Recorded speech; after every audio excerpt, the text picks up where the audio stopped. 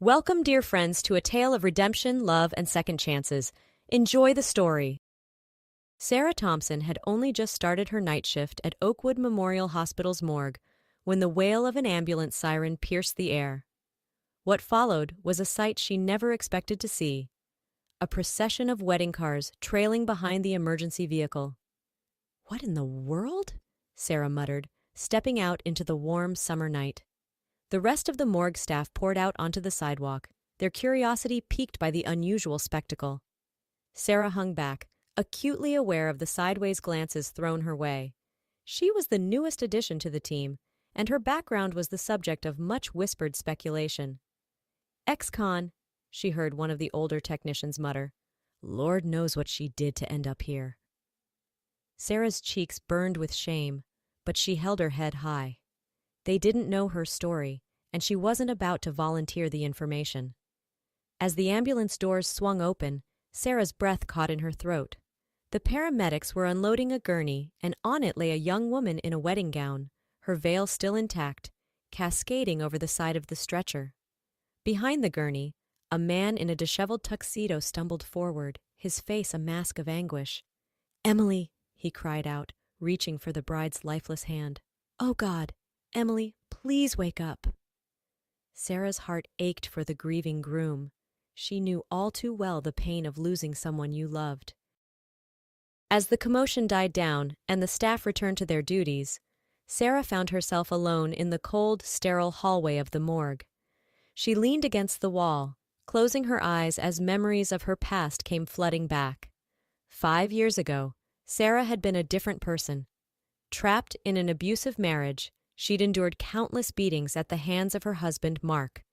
With no family to turn to and nowhere to go, she'd suffered in silence for over a year.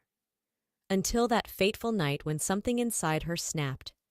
Mark had come home drunk as usual, spoiling for a fight. But this time, when he raised his fist, Sarah fought back. In the struggle that ensued, she'd grabbed a kitchen knife and plunged it into his chest. The trial had been a media circus. Mark's family painted Sarah as a cold-blooded killer, while her public defender argued for self-defense.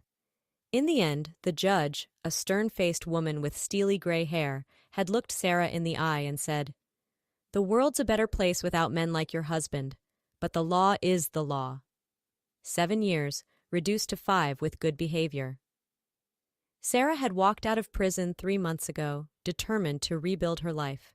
But with her criminal record, job opportunities were scarce. The morgue had been a last resort, and to her surprise, they'd hired her on the spot. "Beggars can't be choosers," the hospital administrator had said with a shrug. "Besides, you've already proven you can handle dead bodies." The macabre joke had made Sarah flinch, but she'd taken the job gratefully. Now, as she watched the bride's body being wheeled into the examination room, she couldn't help but wonder about the story behind this tragic wedding day.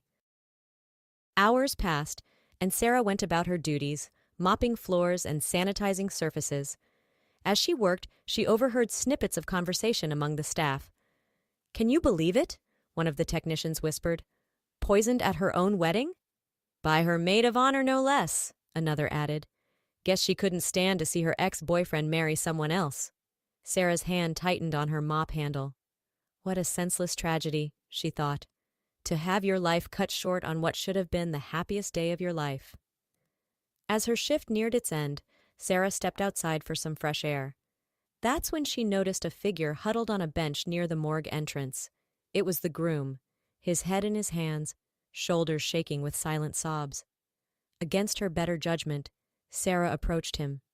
"Excuse me," she said softly. "Is there anything I can do to help?" The man looked up, his eyes red-rimmed and vacant. "Can you bring her back to life?" he asked, his voice hoarse. Sarah's heart broke for him. "I'm so sorry," she whispered. "I wish I could." "I can't leave her," he said, his gaze drifting back to the morgue. "I don't know how to live without her."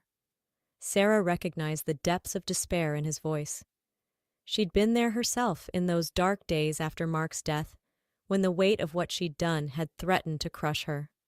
"I know it feels impossible right now," she said gently, "but you have to hold on.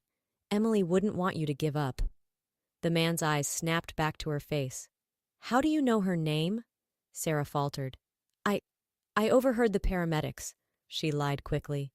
"Listen, you shouldn't be alone right now. Is there someone I can call for you?" He shook his head. "I'm not leaving her," he repeated stubbornly. Sarah sighed, knowing there was nothing more she could do. "Just take care of yourself, okay? Emily would want that." As she turned to go back inside, the man's voice stopped her. "Wait, what's your name?" "Sarah," she replied, offering a small smile. "I'm Jason," he said. "Thank you, Sarah, for caring." Sarah's mind was troubled as she finished her rounds that night. She couldn't shake the image of Jason, alone and broken on that bench. As she entered the examination room where Emily's body lay, she paused, struck by how peaceful the young bride looked. "Such a waste," Sarah murmured, reaching out to adjust the sheet covering Emily. That's when she felt it, a warmth that shouldn't have been there. Frowning, Sarah placed her hand on Emily's arm. It was soft, pliable, and unmistakably warm. "Oh my God," Sarah gasped, her heart racing. She grabbed a small mirror from her cleaning cart and held it over Emily's mouth. To her astonishment, a faint fog appeared on the glass. "She's breathing!" Sarah cried out, her voice echoing in the empty room. "Help! Somebody help!" The next few minutes were a blur of activity. Dr. Peterson, the night shift pathologist, came running, followed by Jake, a young medical student who worked part-time at the morgue. "It's impossible," Dr. Peterson muttered as he listened to Emily's chest with his stethoscope. "But I'll be damned if I don't hear a heartbeat." Jake sprang into action, calling for an ambulance while Dr. Peterson began emergency procedures to stabilize Emily. Sarah's mind was reeling. How was this possible? Then she remembered. Jason was still outside. Without a word, she bolted from the room, racing through the corridors and out into the night. "Jason!" she called out, spotting him still slumped on the bench. "Jason, come quick! It's Emily! She's alive!" Jason's head snapped up, disbelief etched across his features. "What? No, it can't be!" Just then, the ambulance Sarah had seen arrive hours earlier came screaming back to life, its sirens wailing as it prepared to transport Emily to the ICU. Jason stumbled to his feet, his eyes wide with shock and hope. "Emily?" he whispered, watching as the paramedics wheeled her out. "Oh God, Emily!" He raced to her side, grasping her hand as the paramedics loaded her into the ambulance. "I'm here, baby," he choked out. "I'm right here." As the ambulance doors closed and it sped away, Sarah found herself trembling with the magnitude of what had just happened. She'd helped save a life that, by all accounts, should have been lost. "Life for a life," she murmured to herself, thinking of Mark. Maybe this was her chance at redemption. Word of the miracle bride spread through the hospital like wildfire. Sarah found herself at the center of attention for the first time since she'd started working at the morgue. People who had previously avoided her were now approaching her, eager to hear her account of that fateful night. Jake, the medical student, seemed particularly interested. "You know," he said one evening as they were finishing up their shift, "what you did was pretty incredible, Sarah. You've got good instincts." Sarah felt her cheeks warm at the compliment. "I just did what anyone would have done," she demurred. Jake shook his head. "No, not anyone. Most people would have assumed she was gone and left her there. You noticed something was off and you acted on it. That's special." As the days passed, Sarah found herself spending more and more time with Jake. He was kind, intelligent, and didn't seem to care about her past.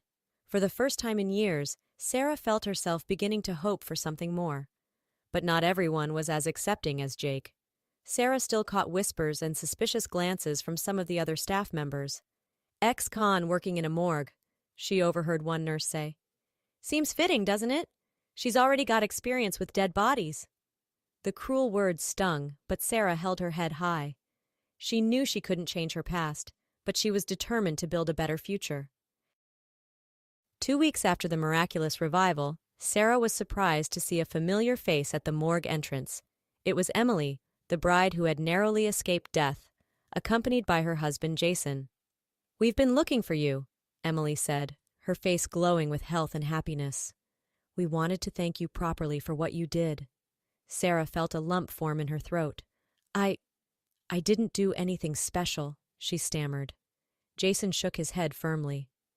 You saved my wife's life. You gave us a second chance at happiness. That's everything. As they talked, Sarah learned the full story of what had happened on Emily and Jason's wedding day. The maid of honor, a woman named Melissa, had been Jason's ex-girlfriend. Unable to accept that he had moved on, she had slipped a powerful sedative into Emily's champagne, intending to humiliate her. She didn't mean to nearly kill me, Emily explained, but she underestimated the dosage. If it hadn't been for the quick thinking of you and the medical team here, I wouldn't be standing here today. Sarah was touched by their gratitude, but she couldn't shake the feeling that she didn't deserve it. After all, wasn't she just as guilty as Melissa? Hadn't she taken a life too? As if reading her thoughts, Jason spoke up. Sarah, we know about your past, he said gently. Emily's father is a detective. He looked into you after we learned your name. Sarah felt her heart sink. This was it. The moment when they would recoil from her, disgusted by what she had done. But to her surprise, Emily reached out and took her hand. We don't judge you, she said softly. We all have pasts. We all have regrets. What matters is what we do with our second chances. Tears welled up in Sarah's eyes. For so long, she had carried the weight of her actions alone. To have someone, a stranger no less, offer understanding and forgiveness was overwhelming. Thank you, Sarah whispered, her voice choked with emotion. You have no idea what that means to me. In the weeks that followed, Sarah's life underwent a dramatic transformation. Inspired by her role in saving Emily's life, she decided to enroll in night classes to become a paramedic. Jake supported her decision wholeheartedly, offering to tutor her in anatomy and physiology. Their study sessions soon turned into dinner dates, and before long, Sarah found herself falling deeply in love. But the shadows of her past still lingered, making her hesitant to fully open her heart. One evening, as they sat in a cozy Italian restaurant, Jake reached across the table and took her hand. Sarah, he said, his voice serious, I need to tell you something. Sarah's heart raced. Was this the moment he'd tell her he couldn't be with someone with her history? I love you, Jake said simply. All of you. Your past, your present, and whatever future we might have together. I don't care what anyone else thinks or says. You're the most incredible woman I've ever met. Tears sprang to Sarah's eyes. Jake, I love you too. But are you sure? My past, it's always going to be there. People will talk. Jake squeezed her hand. Let them talk. I know who you are, Sarah. You're strong, you're compassionate, and you deserve every happiness. I want to be the one to give it to you, if you'll let me. In that moment, Sarah made a decision. She was done letting her past define her. She was ready to embrace the future, with all its uncertainties and possibilities. Yes, she whispered, a smile breaking across her face. Yes to all of it. 1 year to the day after Emily's near-death experience, Sarah found herself standing in a sun-drenched garden, surrounded by friends both old and new. She smoothed down the front of her white dress, still hardly able to believe this day had come.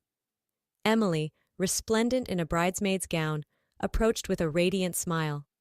Are you ready? She asked, adjusting Sarah's veil. Sarah took a deep breath, nodding. I think so. I never thought I'd be here, you know. Getting a second chance at love, at life. Emily hugged her tightly. You deserve it, Sarah. You've earned this happiness. As the music began to play, Sarah took her father's arm, a man she had reconnected with after years of estrangement, thanks to Jake's encouragement. They began their walk down the aisle, towards Jake, who stood waiting with tears in his eyes and love radiating from his smile. Sarah's gaze swept over the assembled guests. There was Jason, holding Emily's hand, Dr. Peterson and the morgue staff, who had become like family. Even a few of her old prison mates who had turned their lives around, just as she had. This, Sarah realized, was what redemption looked like. Not a single moment of heroism, but a life lived with purpose, surrounded by love and second chances. As she reached Jake and took his hands in hers, Sarah felt the last vestiges of her past fall away. Here, in this moment, she was not an ex-con or a woman with a troubled history. She was simply Sarah, loved, forgiven, and ready to begin her new life. "I do," she said clearly, her voice ringing with joy and certainty. And as Jake leaned in to seal their vows with a kiss, Sarah knew that her greatest adventure was just beginning.